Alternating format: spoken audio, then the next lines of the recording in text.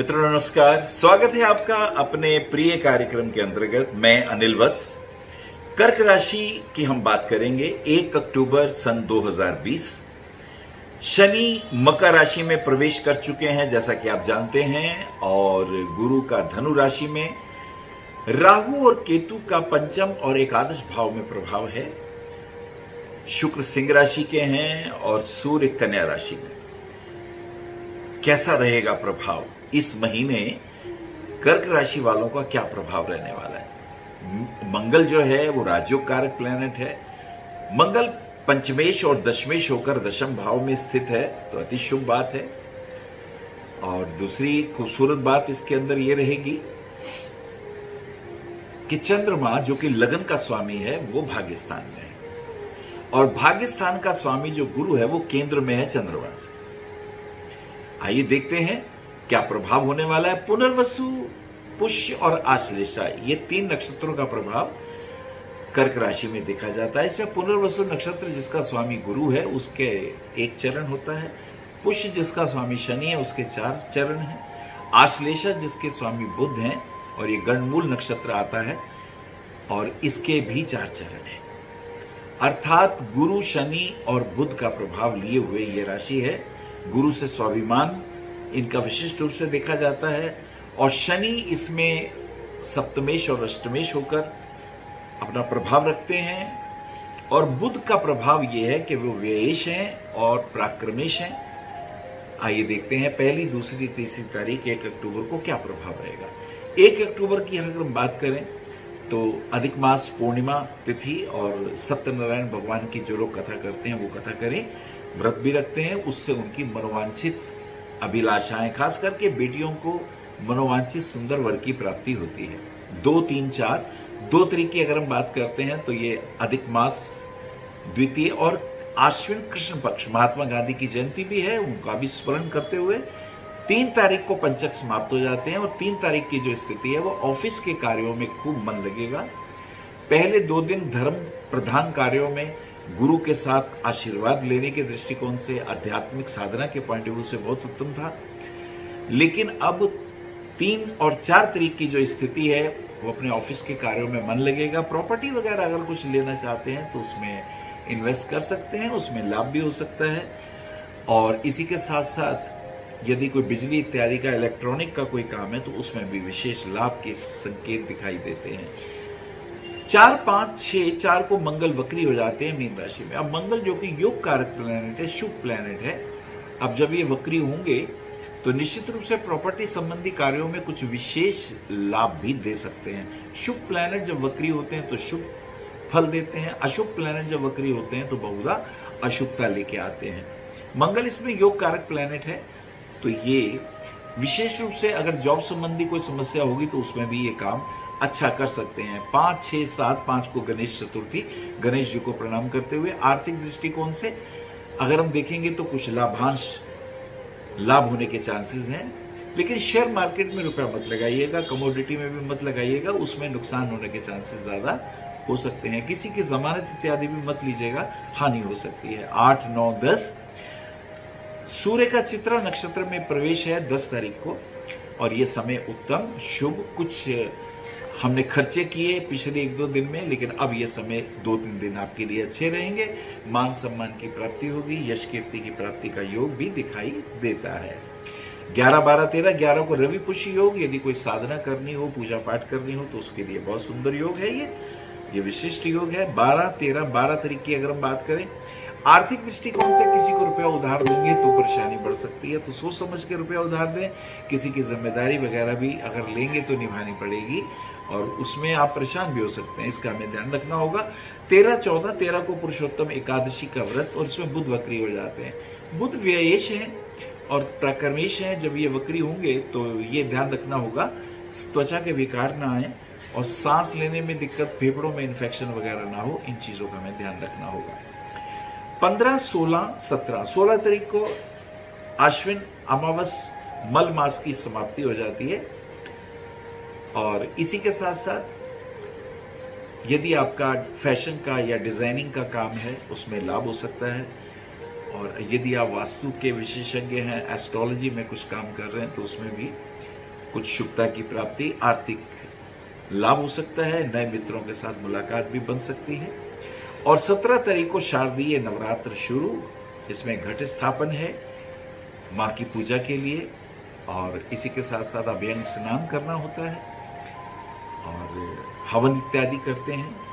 ओम ऐं ह्रीं क्लीं चामुंडाय विचे नवाण मंत्र से जाप कर सकते हैं। ये भगवती का 9 दिन का व्रत होता है। शक्ति संवर्धन के लिए ये पूजा पाठ की जाती है। 18 तारीख की अगर हम स्थिति को देखें तो शुभ रहेगी।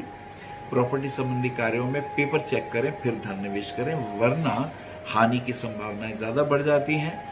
और इसी के साथ साथ अपनी गर्लफ्रेंड या बॉयफ्रेंड के साथ डिस्प्यूट ना हो छोटी छोटी बातों पे, वो भी ध्यान रखिएगा।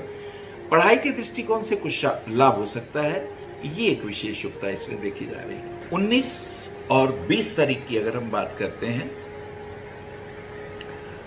तो स्वभावतः थोड़ा स्वास्थ्य का ध्यान रखना होगा। घुटने पे चोट ना लगे, ये ध्यान रखिएगा। लेकिन कुछ आध्यात्मिक बातें हो सकती हैं, गुरु से कुछ क्वेश्चन पूछे जा सकते हैं। अपनी ज्ञान, क्योंकि ज्ञान इच्छा ऐसी होती है जब तक पूरी ना हो तब तक आदमी थोड़ा परेशान होता है, तो ये भी एक विशेष इसमें खास बात है। और इसी के साथ साथ टीचिंग कोचिंग के काम में मान सम्मान की प्राप्ति के योग भी बनेंगे। थोड़ी अपनी हेल्थ का ध्यान रखिएगा, खाने पीने में परहेज रखिएगा। 21, 22, 23 को शुक्र का कन्या राशि में प्रवेश हो जाता है। शुक्र नीच के हो जाते हैं। शुक्र का रोल इनकम का आयेश है और चतुर्थेश है। जब ये नीच के होंगे तो स्वभावतः फाइनेंशियल पॉइंट ऑफ व्यू से परेशानी हो सकती है, लेकिन नीच भंग मिल रहा है क्योंकि इसके अंदर जो बुध है वो केंद्र में है। लेकिन फिर भी किसी को रुपया उधार मत दीजिएगा और जिम्मेदारी गारंटी वगैरह मत लीजिएगा, और त्वचा के रोग ना हो इसका भी ध्यान रखिएगा। और आपके द्वारा घर में पत्नी के साथ संबंध अनुकूल बनाए रखिएगा। छोटी छोटी बातों पे कलेश हो तो उसे अवॉइड करिएगा, वो आपके लिए ज्यादा उचित रहेगा। 24, 25, 26, 24 को श्री दुर्गा अष्टमी और महानवमी भी है, तो जो लोग दुर्गा माँ का हवन इत्यादि करना चाहते हैं वो आज के दिन कर सकते हैं। और 25 तारीख को विजयादशमी, विजया नामक मुहूर्त और दशमी तिथि हो तो ये योग बनता है। आज भगवान राम ने रावण का संहार किया, ये सबसे विशिष्ट बात। हेल्थ इश्यूज आ रहे हैं, पेट में तकलीफ है, L4, L5 में, या नसों की कोई प्रॉब्लम हो सकती है, इसका हमें ध्यान रखना होगा। और कोशिश करें आपके आसपास भी अगर जो आपसे मदद हो सकती है गरीब लोगों की, वो आप करिए, ये ज्यादा अच्छा रहेगा। 27, 28, 29, 27 को पाप अंकुशा एकादशी का व्रत भी है, और ये समय अब थोड़ा अनुकूल हुआ, शुभता की ओर बढ़ता हुआ।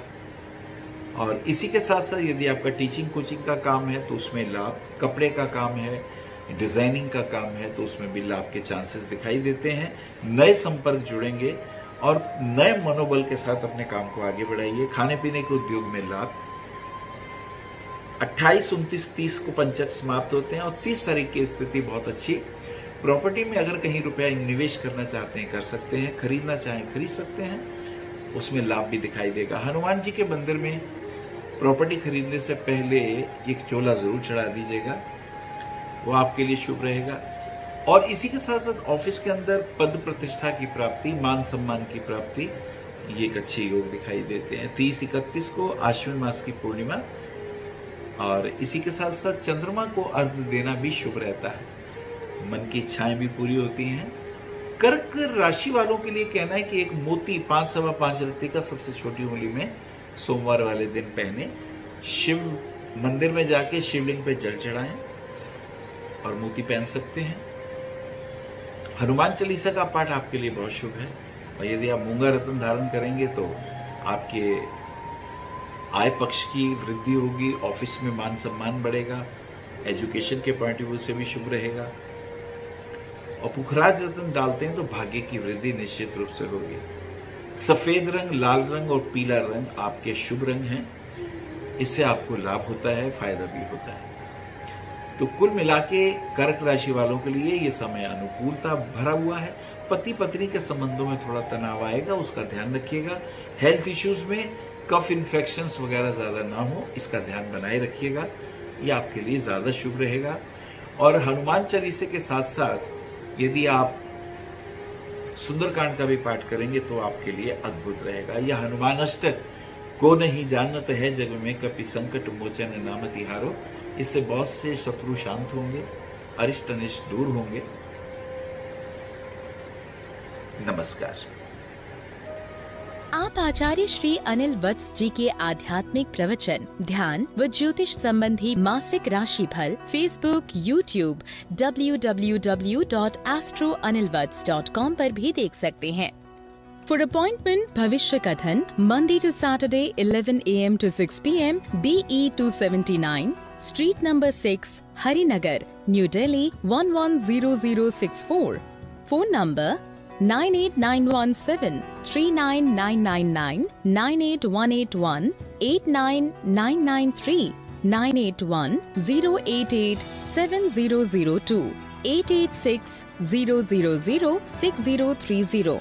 Website www.bhavishyakathan.com. Acharya Anil Vats @gmail.com.